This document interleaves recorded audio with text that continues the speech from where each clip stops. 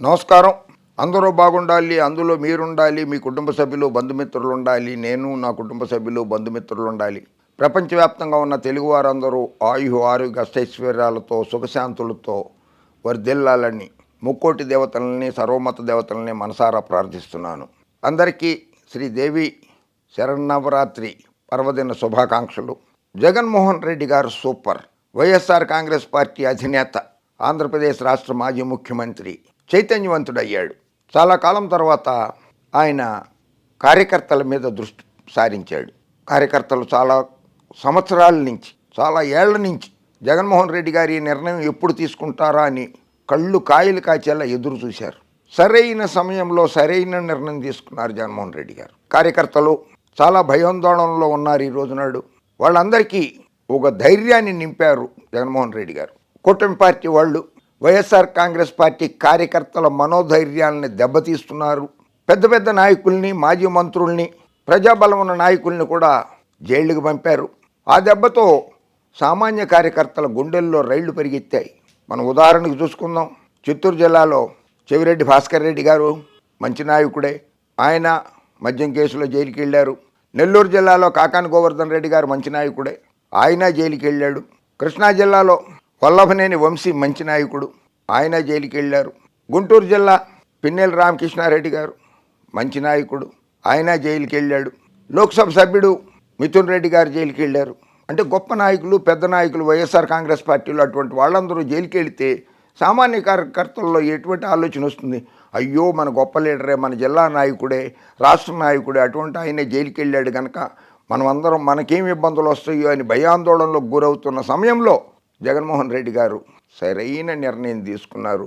కార్యకర్తల్లోకి ఒక భరోసా కల్పించడం మొదలెట్టారు. నిజంగా ఇది హర్షణీయం, అభినందనీయం. కార్యకర్తలు లేనిదే ఏ పార్టీ నిలబడదు, నిలబడలేదు. కార్యకర్తలే పార్టీలకు ఆయువు పొట్లు. నేను చాలా విషయాలలో చెప్పాను, చాలాసార్లు చెప్పాను నేను మీకు. కార్యకర్తలను బాగా చూసుకునే పార్టీలు Karunanidhi garu party DMK party, Mamata Banerjee party Trinamool Congress, national conference Farooq Abdullah garu party, హైదరాబాద్లో ఉన్నటువంటి all India Majlis Ittehad Muslims party. కార్యకర్తలను బాగా చూసుకునే పార్టీల్లో చంద్రబాబు నాయుడు గారి పార్టీ కూడా ఒకటే. కార్యకర్తల్ని సమీకరించడం కూడా నాయకత్వ లక్షణం ఉంటుంది. జగన్మోహన్ రెడ్డి గారు వెరీ గుడ్ అడ్మినిస్ట్రేటర్, బాగా పరిపాలించాడు. ప్రజల గుండెల్లో ఒక పదిలమైనటువంటి స్థానాన్ని కల్పించుకోగలిగాడు. వాళ్ళకి 32 లక్షల మందికి ఇళ్ల పట్టాలు ఇచ్చి గూడు కల్పించడమే కాకుండా వాళ్ళ గుండెల్లో కూడా గుడి కట్టించుకోగలిగినాడు జగన్మోహన్ రెడ్డి. అనివార్య కారణాల వల్ల సామాజిక వర్గాలను దూరం చేసుకున్నాడు. ఆ సామాజిక వర్గాలందరినీ ఏకం చేయాల్సిన బాధ్యత కూడా జగన్మోహన్ రెడ్డి గారి భుజస్కంధాలపైనే ఉన్నది. ఎవరు ఏం చెప్పారో, ఎలా చెప్పారో తెలీదు. అలా ఎందుకు చేయాల్సి వచ్చిందో కూడా ఎవరికీ తెలియదు. ఆంధ్రప్రదేశ్ రాష్ట్ర మంత్రివర్గంలో ఒక్క వైశ్యుడు మంత్రిగా ఉంటే వెల్లంపల్లి శ్రీనివాసరావు, ఆ సామాజిక వర్గం మంత్రి అయినటువంటి వెల్లంపల్లి శ్రీనివాసరావును తప్పించడంతో వైశ్య సామాజిక వర్గం ఆగ్రహం వ్యక్తం చేసింది. బ్రాహ్మణ సామాజిక వర్గానికి చెందినటువంటి ఒక్క ఆయన డిప్యూటీ స్పీకర్గా ఉంటే ఆయన్ని తొలగించడం జరిగింది, ఆయన్ని మార్చడం జరిగింది. బ్రాహ్మణ సామాజిక వర్గం వ్యతిరేకమైంది. కమ్మ సామాజిక వర్గానికి చెందినటువంటి కొడాలి నాని మంత్రిగా ఉంటే ఆయన్ని తొలగించడం జరిగింది. కమ్మ సామాజిక వర్గం దూరమైంది. కమ్మ సామాజిక వర్గం నాకు ఓట్లేస్తేనే 151 సీట్లు వచ్చినాయని 8 సార్లు శాసనసభలో ప్రకటించారు జగన్మోహన్ రెడ్డి గారు. మరి కమ్మ సామాజిక వర్గం దూరమైంది. రఘురామకృష్ణరాజు గారి మీద కేసులు పెట్టడం వల్ల క్షత్రియ వర్గం దూరమైంది. సొంత సామాజిక వర్గం అంటారా, రెడ్డి సామాజిక వర్గం, కాంట్రాక్టర్లు, వ్యాపారస్తులు బిల్లులు చెల్లించలేదనో మరే కారణంతోటో ఆ సామాజిక వర్గం దూరమైంది. జగన్మోహన్ రెడ్డి గారు కార్యకర్తలకు భరోసా కల్పించినట్లుగానే బ్రాహ్మణ, వైశ్య, కమ్మ, రెడ్డి సామాజిక వర్గాలలో కూడా ఒక చైతన్యం తీసుకురండి. ఆ కులాలను కూడా, ఆ సామాజిక వర్గాలను కూడా పార్టీ పంచన చేర్చుకోండి. ఆ సామాజిక వర్గాలకి సముచితమైన గౌరవం ఇవ్వండి. తప్పకుండా ఆ కులాలన్నీ కూడా వస్తాయి. మీ పరిపాలనా దక్షత బాగుందనే 40% మంది ఓట్లు వేశారు. 40% ఓటింగ్ ఉన్నది పార్టీకి. ఇప్పటికిప్పుడు కొంతమంది పాత్రికేయులతో నేను మాట్లాడుతూ ఉంటాను. వాళ్ళ ద్వారా తెలుసుకున్న సమాచారమే ఇది. సర్వే రిపోర్ట్ కాదు, సర్వే కాదు.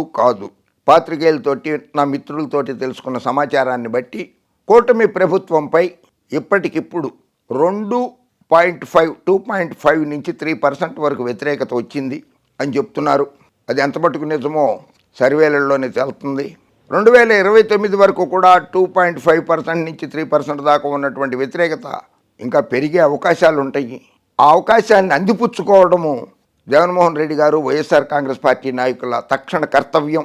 కేసులు పెడుతున్నారు భయపడుతున్నారు చాలామంది. లీగల్ సెల్ని మరింత బలోపేతం చేయాల్సిన అవసరం ఉన్నది.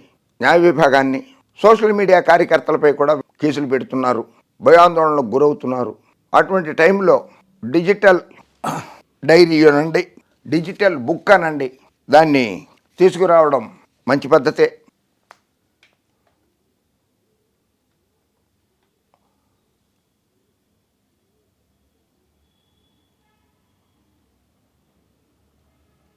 కార్యకర్తలకు అండగా నిలబడతాం.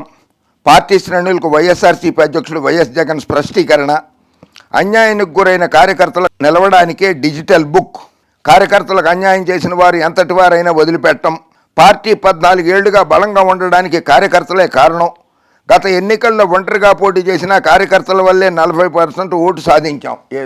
ఇది పచ్చి నిజం. చాలా కాలం తర్వాత గుర్తించారు కార్యకర్తల్ని. అందుకు కార్యకర్తలు చాలా సంతోషిస్తున్నారు, అభినందిస్తున్నారు. డిసెంబర్ 15 నాటికి కమిటీల ఏర్పాటు పూర్తి అవ్వాలి. నేను నిన్ననే వీడియో చేశాను. మొన్న బూత్ లెవెల్ కమిటీల వరకు వెయ్యండి, పార్టీని పటిష్టం చేయండి అని చెప్పాను. ఎన్నికలు సజావుగా జరిగితే చంద్రబాబుకు డిపాజిట్లు కూడా రావు. అందుకే మీరు గట్టిగా నిలబడాలి, మరింత బలోపేతం కావాలి. మనం అధికారంలోకి రాగానే కార్యకర్తల ద్వారా ప్రభుత్వాన్ని నడుపుతాం. అధికారంలోకి రాగానే కార్యకర్తల ద్వారానే ప్రభుత్వాన్ని నడుపుతాం.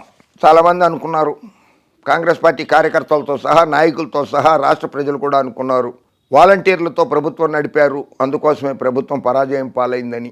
సామాజిక వర్గాల్ని బ్రాహ్మణ, వైశ్య, క్షత్రియ, రెడ్డి, కమ్మ ఈ సామాజిక వర్గాల్ని దూరం చేసుకుంటాం వల్ల కూడా 1.5% ఆ లెక్కన వేసుకున్నా కానీ 8% ఉంటాయి వీళ్ళవన్నీ కలిపితే. మీకు తేడా 8% తేడా ఓడిపోవడానికి, గెలవడానికి కూడా. ఆ సామాజిక వర్గాలను కూడా గుర్తించండి. కార్యకర్తలకు అండగా నిలబడతాం. అనుబంధ విభాగాలు కీలకం.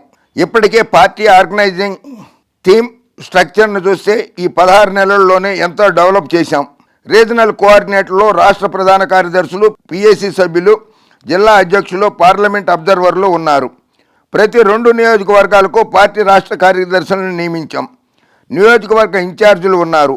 వీరంతా జిల్లా కమిటీలు, మండల కమిటీలను బలోపేతం చేస్తూ అడుగులు వేస్తున్నారు. అదే కార్యకర్తలని ఉత్తేజపరుస్తూ, ఉల్లాసపరుస్తూ, వాళ్ళకి ధైర్యం నింపుతూ బూత్ స్థాయి, వార్డు స్థాయి కాదు, బూత్ స్థాయి బూత్ కమిటీలు కూడా నియమించాల్సి ఉంటుంది. ఈ సర్కార్పై ప్రజల్లో తీవ్ర వ్యతిరేకత. సీఎం చంద్రబాబుపై నిప్పులు జరిగిన వైఎస్ జగన్.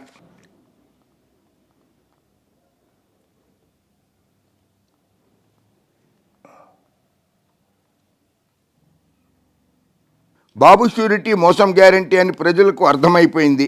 అటర్ ఫ్లాప్ అయిన సూపర్ 6కు విజయోత్సవ సభ. విద్యం, వైద్యం, వ్యవసాయ రంగాలు నిర్వీర్యం. ప్రైవేట్ కాలేజీలని, మెడికల్ కాలేజీలని ప్రైవేటీకరణ చేస్తారా? స్కూళ్ళు, బస్సులు, ఆసుపత్రులను ప్రభుత్వాలు ఎందుకు నడుపుతాయో తెలియదా?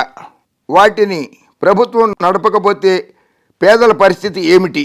కార్పొరేట్ దుర్మార్గాలకు, కార్పొరేట్ వ్యవస్థలకు, వారు చేసే దోపిడీకి బలైపోతారు అంటూ కూడా జగన్మోహన్ రెడ్డి గారు చెప్పారు.